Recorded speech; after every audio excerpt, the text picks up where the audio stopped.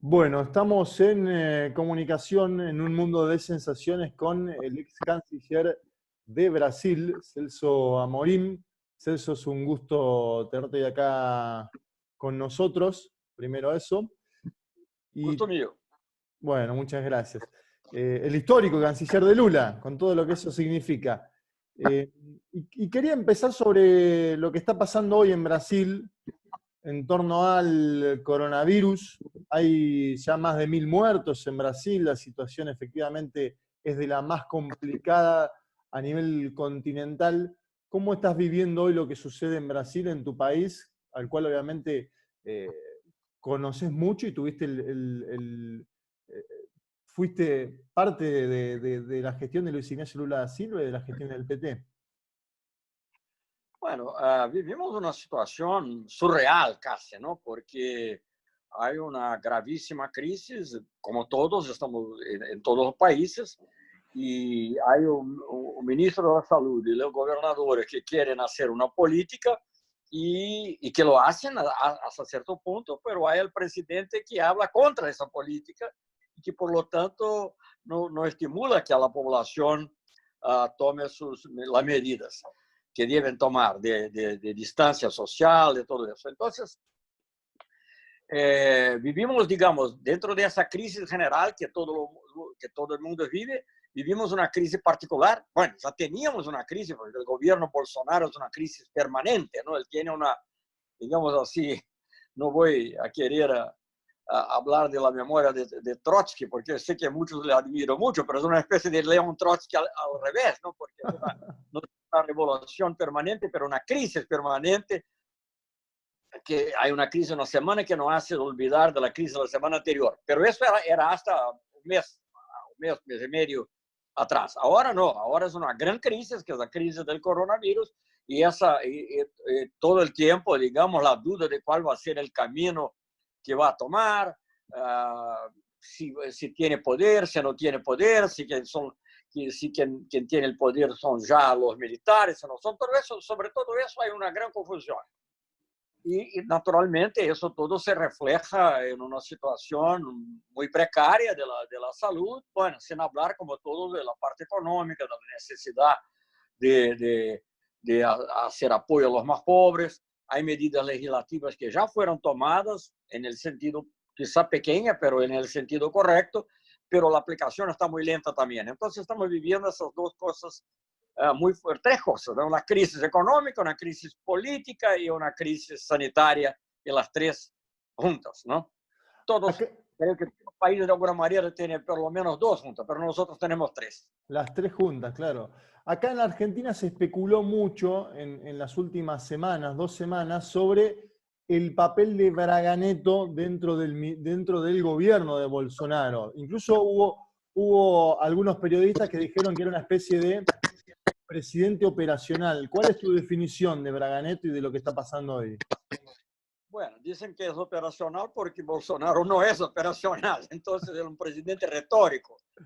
Es difícil decir, porque, digamos, la intimidad ahí yo no la conozco tan bien, pero todo lo que leo es que sí, Braga Neto tiene un rol de coordinación que entre los varios ministerios técnicos. No sé hasta qué punto tiene alguna influencia, por ejemplo, en la parte económica, que sigue siendo conducida por un ultra neoliberal que ahora empieza quizá a ceder ante algunas presiones, pero no está en su DNA actuar de manera positiva, digamos, a la política la política que sería, digamos, keynesiana, en ese caso, de incentivar la demanda. Y también el gran problema es que tenemos una situación en que, diferente de otras crisis que o bien empezaron en el sistema financiero, o digamos eran crisis clásicas del capitalismo, de crisis que se llamaban de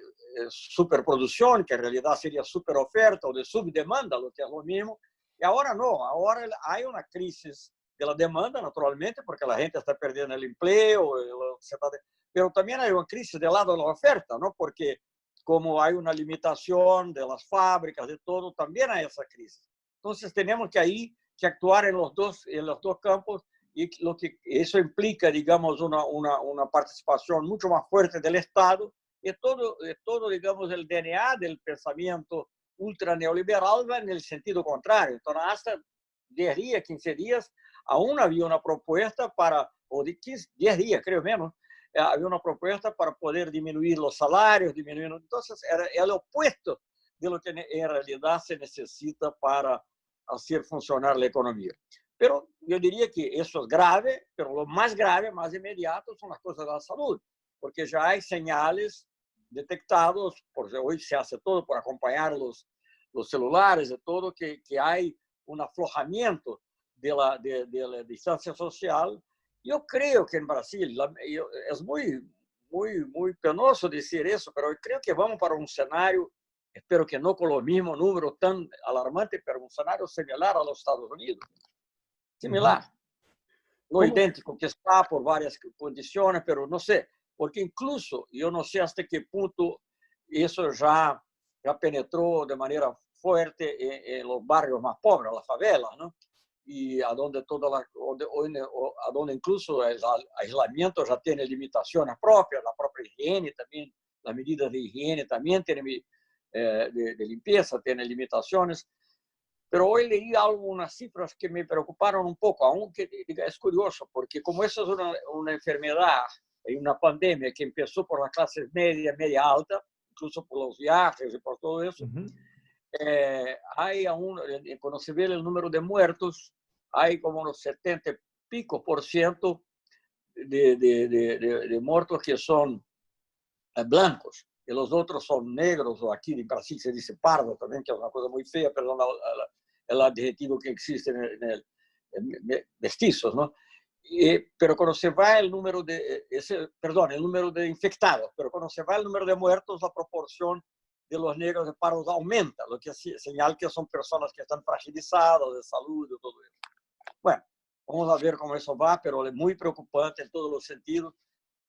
Bueno, eso digamos en el plan muy inmediato de las acciones nacionales, pero también hay que lamentar la dificultad de coordinación con los países sudamericanos, de seguir los buenos ejemplos. Creo que Argentina, dentro de la dificultad que tiene, le está yendo, bueno, dentro de todos los problemas, pero bastante bien. Alberto con mucha fuerza, con mucha determinación. Y aquí no, aquí tenemos una situación de confusión. La pregunta que usted hacía de Braga Neto, yo le pregunto, uno no sabe quién gobierna Brasil, ya no sabe más. No, y uno puede decir, no, Bolsonaro es solo retórica, no tiene la parte ejecutiva, pero la retórica influye en la población. Y el propio ministro de Salud, que creo, aunque sea también una persona del sector privado, que no tiene, pero se demostró a la altura de la situación, pero con el presidente diciendo lo opuesto, siente necesidad de flexibilizar un poco. Entonces, eso también es algo que preocupa. ¿Pudo conversar en estos últimos días con el expresidente Lula para conocer cuál es su situación, o mejor dicho, su posición sobre lo que está pasando? Yo escuché una declaración de Lula que era necesario imprimir moneda, como estaban haciendo los Estados Unidos, como estaba haciendo Alemania. ¿Cree que esa es una de las recomendaciones factibles, la de Luis Ignacio Lula da Silva?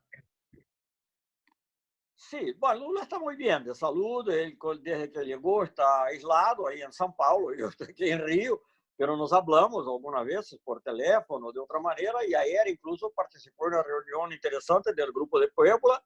Usted debe estar al tanto, me imagino, ahí que esa reunión, participó en una reunión virtual, ¿no? Uh-huh. El Grupo de Puebla hizo incluso un discurso, si quiere puede enviarte, es un discurso en portugués, naturalmente, porque pero que hizo un discurso muy fuerte en que habló de toda la situación social, hizo un gran elogio a la acción de Alberto Fernández, su determinación, críticas naturalmente a lo que pasa ahora en Brasil, pero habló mucho también de la cuestión de la deuda como medida económica, de la importancia de enfrentar esa cuestión, y también de las sanciones unilaterales que siguen, las amenazas a Venezuela.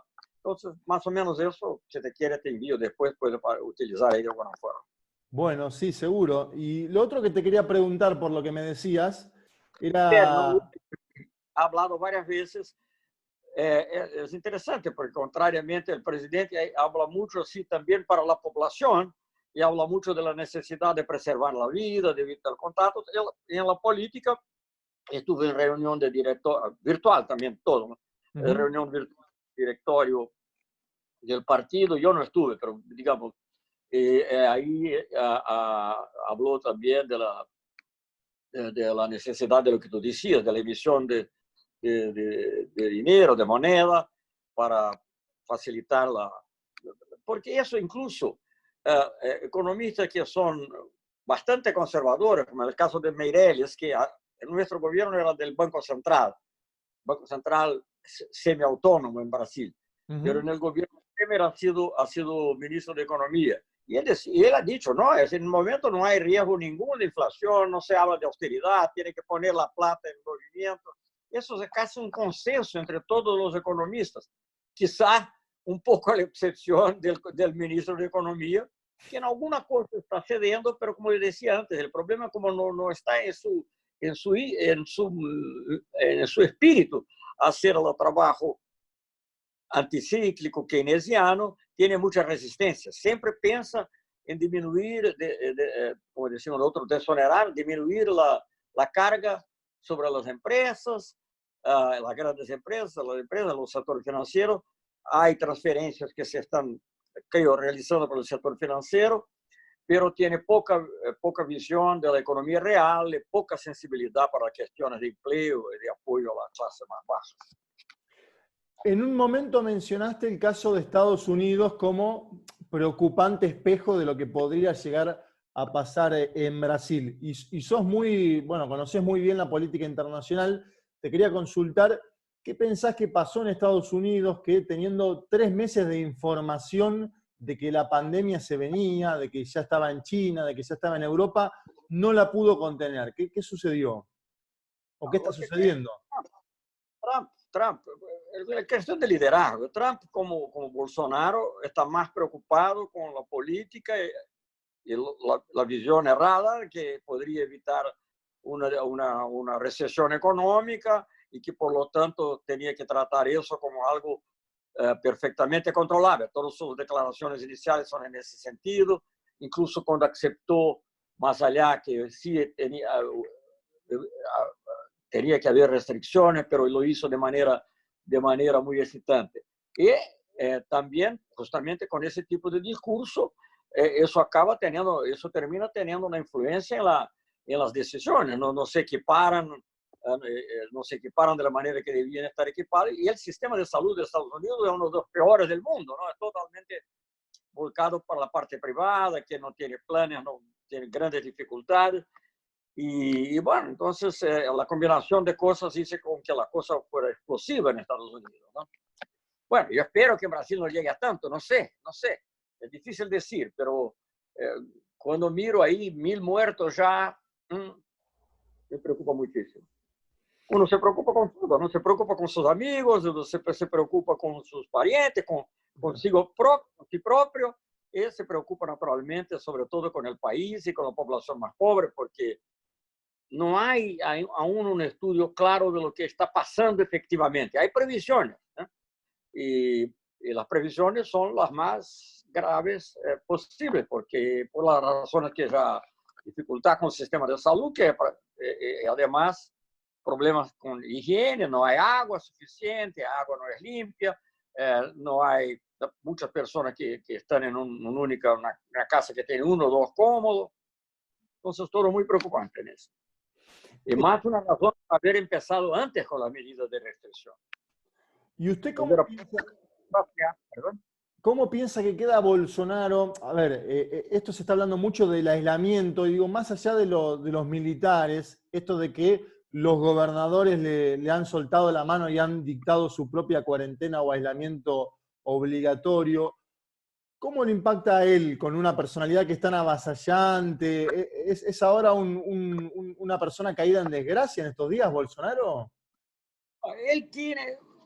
Él tiene más o menos unos 25% de la población que le apoya, no diría de manera incondicional, porque no sé lo que va a pasar, Cuando los muertos empiezan a estar a la puerta de cada uno, las personas van a tener una visión distinta. Pero hasta hoy, 1.000 muertos, si uno toma la población de Brasil, es aún una proporción pequeña, ¿no? Entonces, yo creo que asustadora como tendencia, pero aún pequeña. Entonces, la gente, hay, digamos, ahí un número, como decía, unos 25, algunos dicen 30%, quizá un poco menos, no estoy seguro, que apoyan a Bolsonaro y que tienen su visión, una visión de gran ignorancia. Justamente cuando se eligió Bolsonaro, hubo una elección en favor de eso, de una visión que es contra la ciencia, que es escéptica con relación a la ciencia, que es escéptica en relación a la educación y todo, ¿no? Y que también bebe. Y esa gente, que es una gente, digamos, esencialmente que están en la clase baja, no los más bajos de todos, quizá, pero los que están ahí, que se dicen que reciben entre 2 y 5 salarios mínimos, esa gente sigue quizá 2, 8, un poco más quizá, sigue apoyando a Bolsonaro. Eso no todo, pero son unos 25% de la población. Creo que se está debilitando mucho, está disminuyendo eso, pero tiene un núcleo duro que solamente va a dejar de existir cuando haya ya sería ideal que no se llegara a eso, pero cuando haya una tragedia en la familia o en los vecinos de cada uno. Eso es lo que va a pasar. Hasta entonces, digamos, hay mucha gente también con motivación religiosa. Siempre tengo que decir, no tengo nada contra ninguna religión, pero hay cosas, la Iglesia Católica contestó muy bien a todo eso, ¿no? Porque hubo una propuesta del propio Bolsonaro de hacer, ¿cómo se dice? Ayuno en el domingo. Mucha gente siguió en eso. La Iglesia Católica dice, no tenemos nada contra el ayuno, porque obviamente ese es el objetivo de la espiritualidad, pero hay que seguir lo que dice la ciencia, hay que seguir lo que dicen los médicos, ¿no? Bueno, entonces vivimos eso y estamos descubriendo, digamos, que a lo largo de todo el gobierno Bolsonaro, ya con su elección, pero a lo largo, que hay un Brasil profundo ahí, lo cual no conocíamos tan bien, en realidad. Tenemos que tener humildad y reconocer eso. Y esos son, para volver a tu pregunta, unos 25%, pero hay más un 20% que tampoco quiere mucha confusión, entonces prefieren quedar como está, o quizá hacen un poco más. Y por eso tenemos esa situación en que en realidad no se puede decir que Bolsonaro realmente gobierna, pero está ahí, tiene liderazgo, influye en la población y de alguna manera hace que las posiciones de las personas que tienen más racionalidad, como es el caso del ministro de la Salud, sean también más flexibilizadas en el mal sentido. ¿Usted extraña la UNASUR en estos momentos, la Unión de Naciones Sudamericanas? Bueno, ese es justamente el otro punto que estaba diciendo. Además de la cosa más inmediata, eso también sería inmediato, pero sobre todo a mediano plazo para tratar de los tipos de terapias, del tipo de vacuna cuando aparezca y todo. UNASUR sería fundamental para una coordinación de políticas. Tenía un instituto muy bueno, que es el Instituto ISACS, ¿no? que ha sido presidido inicialmente por un ex ministro brasileño, Temporão, después por una ex ministra ecuatoriana, Karine Vance. Terminó porque es una cosa, y eso es una tragedia que vivimos. No es solo la gente tiene una visión totalmente falsa que UNASUR era algo ideológico, no tenía nada de ideológico. Quizá tendría sus problemas. Yo creo que hubo problemas en su gestión, sin duda, no la gestión de Samper, que ha sido muy buena, pero la gestión política de los países, no sé, hubo un momento que quizá, pero de todas maneras era un instrumento muy positivo que había que haber prestigiado, y lo que se hizo es el contrario, porque por una visión puramente ideológica se sacó la UNASUR y no existe nada en su lugar, porque se inventó ese PROSUR, pero el PROSUR es solamente para combatir al gobierno venezolano, no tiene ninguna otra función. Entonces, no sé, hace mucha falta, tenemos, no va a corto plazo, no veo cómo digamos, rehacer eso, tendrá que esperar un gran cambio, pero hay la CELAC, que está intentando hacer cosas, reuniones de ministros de salud, pero Brasil incluso salió del CELAC también. Entonces, es una tristeza total en ese sentido. Y la integración sudamericana, las personas, como nosotros estamos en la situación peor, decir eso incluso parece que no es tan importante, pero a largo plazo tiene que ver. Y en eso, leí eso otro día, mirando un site de Harvard, que decía una cosa muy sencilla y muy simple. De eso o salimos todos o no sale ninguno. No hay que decir, no hay muro, no hay pared que pueda impedir que el virus contamine. Es imposible. Entonces tenemos que trabajar en conjunto y para eso UNASUR era absolutamente fundamental. Y el ISACS era uno de los institutos mejores, más actuantes de UNASUR.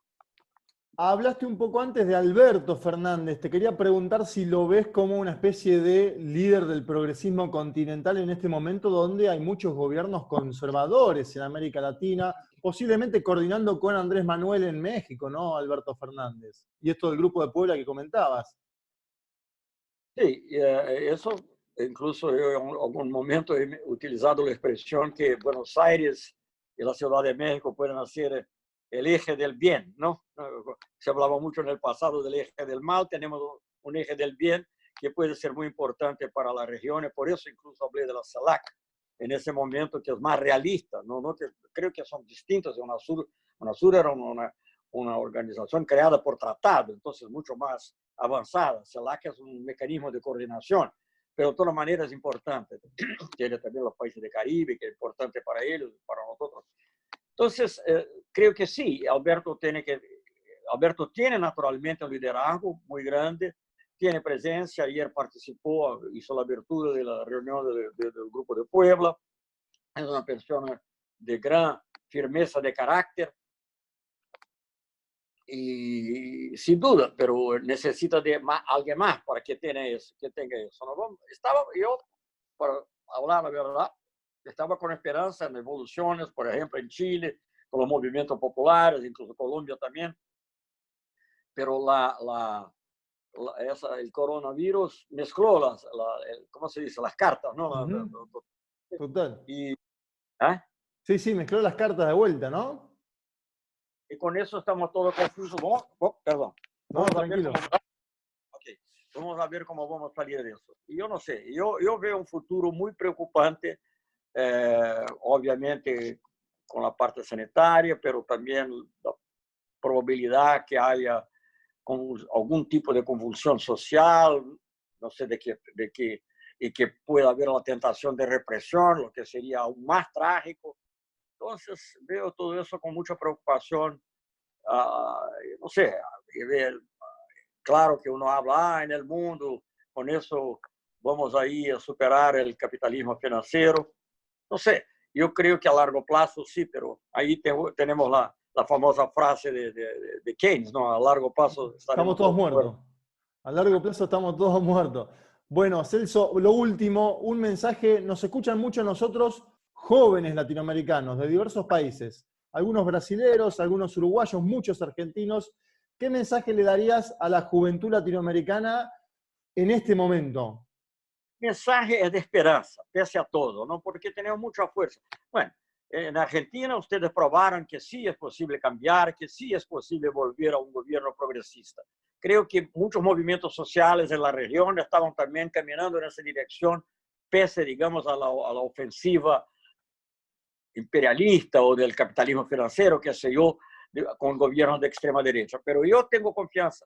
Y cuando miro a Brasil también, cuando veo, por ejemplo, movimientos populares, como se pasa a veces en el propio carnaval, las escuelas de samba, con mucha vida, con mucha energía, con mucha visión de la pluralidad de la sociedad brasileña, eso me da energía. Y lo que pasó en Argentina, la victoria yo estaba ahí, como tú sabes, yo estaba ahí, estuve ahí para la elección, estuve ahí también para el paso de mando, entonces me siento muy, después hice una visita también a Alberto, me siento muy identificado con lo que pasa en Argentina y veo que la Argentina es una luz de esperanza.